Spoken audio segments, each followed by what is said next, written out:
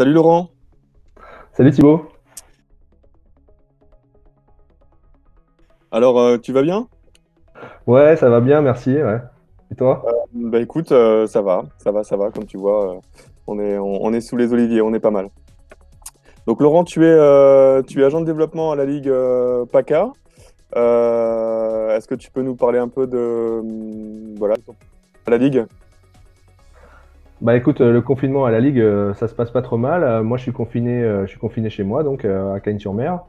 Mais ça se passe plutôt bien. On a finalement beaucoup de travail toujours, malgré ce confinement et malgré l'arrêt de pas mal d'activités dans les clubs. On reste à avoir quand même pas mal de travail. Et, où es-tu confiné exactement là?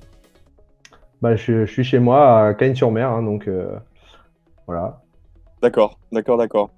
Du coup, avec ce confinement, tu dis que tu as beaucoup de travail, ce qui me paraît moi une évidence, mais comment est-ce que tu organises ce confinement avec les clubs et les comités que tu vois au quotidien en général?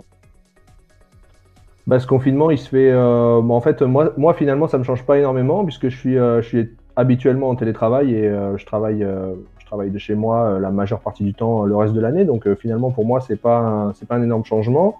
Le gros changement que j'ai, c'est surtout que les comités et les clubs sont un petit peu plus réactifs en ce moment, du fait que ben, les gens sont souvent pas à l'entraînement, les dirigeants notamment.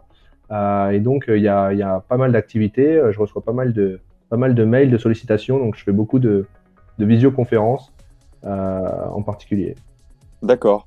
Et pour parler justement de ces visioconférences, sur quel projet est-ce que cette semaine tu passes le plus de temps en ce moment, disons? Bah, alors, en ce moment, il y a trois choses très importantes.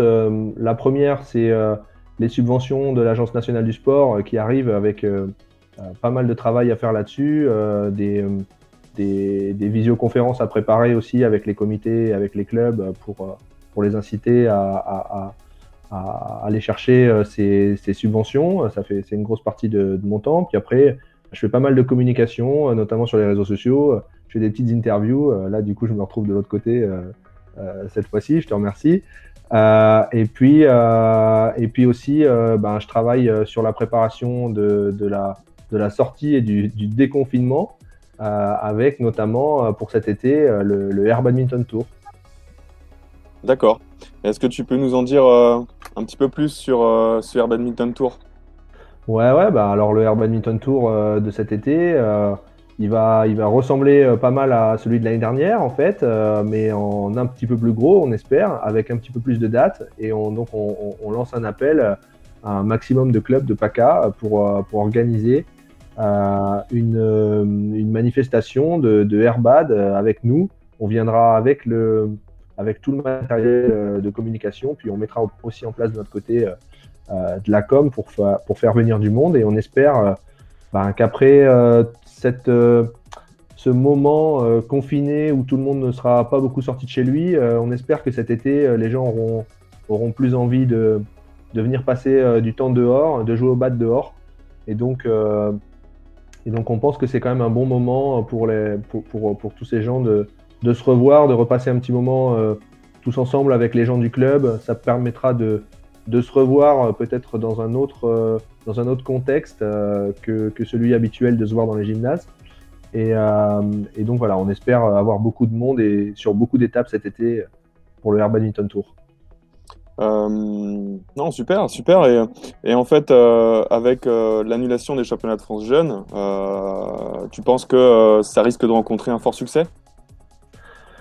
Alors l'annulation des championnats de France jeunes, c'est assez difficile. On y a passé beaucoup de temps et c'est un peu un crève-cœur de voir cette belle manifestation qui s'annonçait s'annuler. Et justement, bah, on avait quand même pas mal de gens qui étaient investis, qui allaient être bénévoles. Et on espère effectivement les avoir cet été sur le Air Badminton Tour pour tous ensemble prendre du bon temps. Et puis on avait sur les France des joueurs qui allaient terminer leur cursus, comme Christo, comme Chloé, ou des médaillés comme Elsa qui avaient des chances. Donc forcément difficile sportivement aussi. Très difficile, ouais, très difficile pour la Ligue de gérer ça, mais ma foi, c'est la même chose pour beaucoup d'athlètes français qui se faisaient sans doute une joie de venir en PACA dans le site magnifique du stadium de Miramas. Et bah, on verra, en croisant les doigts, peut-être qu'à l'avenir, ça se fera quand même. Espérons-le, espérons-le. Dernière question pour moi. Bon, ça fait quoi d'être de l'autre côté de la caméra et de se faire interviewer? C'est plus difficile que ce que je pensais, mais ça va, t'es un bon intervieweur, donc je suis entre de bonnes mains. Bon, je te remercie, c'est gentil. Bonne Merci Thibaut. Merci Thibaut, salut.